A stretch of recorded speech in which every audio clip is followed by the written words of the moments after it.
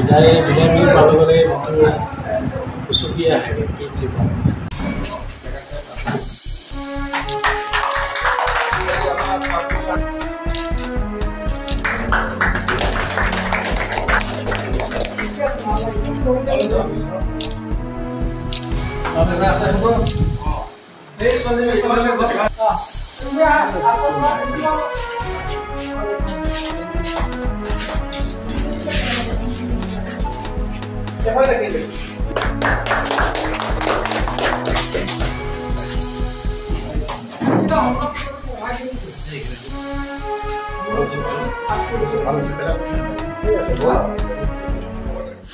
বিদায় বুলি ক'ব গ'লে মনটো উচুকি আহে কি বুলি ক'ম। আৰু কঠীয়াতলীত মই 20 এপ্ৰিল 2023 আহিছিলোঁ, প্ৰায় 1 বছৰ 5 মাহ।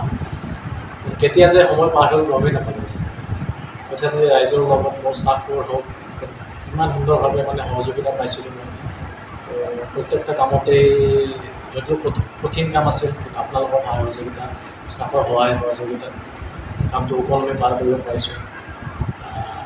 আৰু শান্তি শৃংখলা বা কঠীয়াতলীৰ মানুহৰ ন্যায়ৰ ক্ষেত্ৰত যিমানখিনি পাৰিলোঁ মোৰ ফালৰ পৰা মই 100% দিব চেষ্টা কৰিছিলোঁ। তো আপোনালোকে যদি ভাবি চিন্তি সেইখিনি কিবা যদি তাৰ মাজতে 2-এটা থাকি যাব পাৰে প্ৰতি সেইখিনি ভুলবশত হ'ব পাৰে, তাৰ কাৰণে মাৰ্জনা কৰি দিব। বহুত ধুনীয়া ৰাইজ পাইছোঁ কঠীয়াতলী ৰাইজ।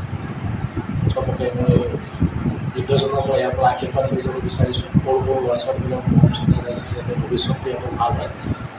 আৰু আশা কৰিম কঠীয়াতলী আমাৰ আগবাঢ়ি যাওক, ভৱিষ্যতত কঠীয়াতলীৰ পৰা এটা উজ্জ্বল ভৱিষ্যতেৰে নতুন সৰু ল'ৰা ছোৱালীবিলাক আগবাঢ়ি যাব পাৰে।